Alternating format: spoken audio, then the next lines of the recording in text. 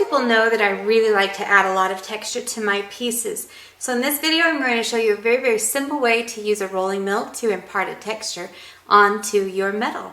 Hi, I'm Muir. Welcome back for another Tool Time Tuesday. I love to share my tips with you, and I'm excited to show you this simple one that maybe you've thought about and maybe you haven't, but it certainly opens up a new world of possibilities when it comes to texturing your metal with a rolling mill. In this case, I am working with 20 gauge sterling silver. I have already annealed this. This was cut out using a pancake die from Kevin Potter of Potter USA, and I'm going to be using a cupcake wrapper.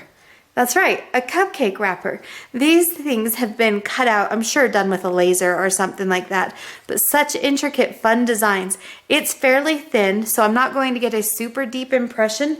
To give you an example, I have one cuff here that I did. It's a little hard to see, and I'll show you a photo soon. But I have one cuff here that I did using another, it's like a seasonal cupcake wrapper with spider webs and spiders. But you can see you can get quite a bit of depth into that, and it's a lot of fun.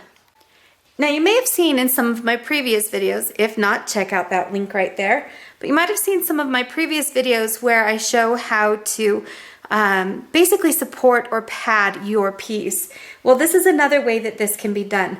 I am using 140-pound paper, watercolor paper. I really need to support the size of my bracelet blank here, and so that's what I'm going to be cutting out, is the size of the bracelet blank. I don't necessarily have to cover the entire pattern here because we're not going to be too concerned about that, but I'm going to make it a little bit wider just to make certain that I have coverage. So just take my scissors and I just cut this out using my bracelet blank as a guide.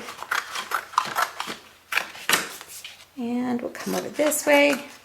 And since I don't need that part, just trim him away. So now I have this ready to go.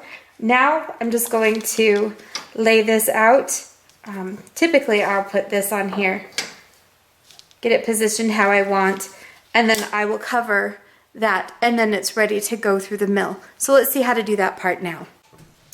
What I like to do is I will open up my mill so that I can insert my piece into here.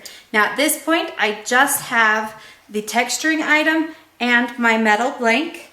Gonna get that into position. If you think that it might help, you can use a little bit of tape, but I don't, because that can risk leaving that indentation when you roll through to your piece. So what I'm going to do is close this down so that there's a little bit of pressure here. I don't want it to be too much at this point, but I definitely want it to be enough that I cannot pull it out.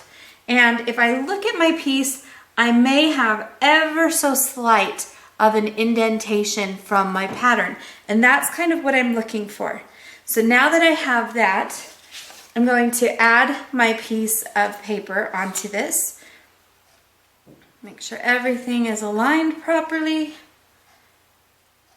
And I'm going to give ever so slight of a turn to make it just a little bit tighter. And what's going to happen with that little bit of tightness and the fact that we've now added the padding is going to really give us some good pressure to compress this. Now you want to have some pressure here, but you don't want to have too much. If you have too much, you risk actually stretching your material. Oh, and I've got a beautiful impression. So check this out. So now I can either add a little bit of patina to this and then form it, or I can form this and then add my patina. Either way, this is going to turn out beautifully. Now, these that I just used for this video, I actually purchased on Amazon, and I've included the link down in my comments as well. So feel free to go out to that link, look around and see what else you can find. But there are definitely a lot of fun items. So see how simple this was? Very, very easy to get a fantastic result with no time or effort at all. At least I didn't have to sit and cut all this out with an X-Acto knife. Can you imagine? So one of the things that I'm going to be doing is I would like to add another feature to my YouTube channel. Right now we have Tool Time Tuesdays, and I know that I've been fairly sporadic with that, but I am working on getting into a better routine. And one of the things I would like to do is kind of do like a frequently asked question Friday or something like that. And maybe we'll have a contest to see what I should name that feature. But on Fridays, I would like to take questions that you ask me in my YouTube comments and read those and answer them for you on Fridays, as well as announce winners of different giveaways that I'm going to be offering and such. With that said, my first giveaway on this for right now is going to be 5 people are going to get 4 of these different cupcake holders.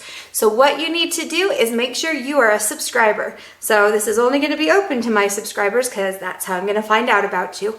So make sure you subscribe to my channel. Number 2, leave me a comment just down here in the comment section.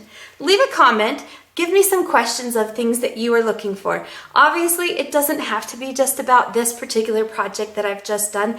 It can be anything. Ask me about torches, setting stones, rivets, anything like that. Tools, I love to review tools.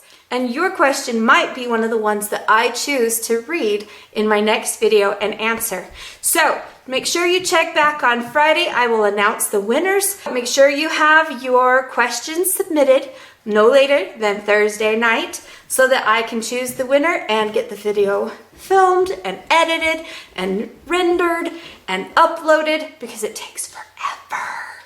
So just make sure you're ready and I will see you guys on Friday.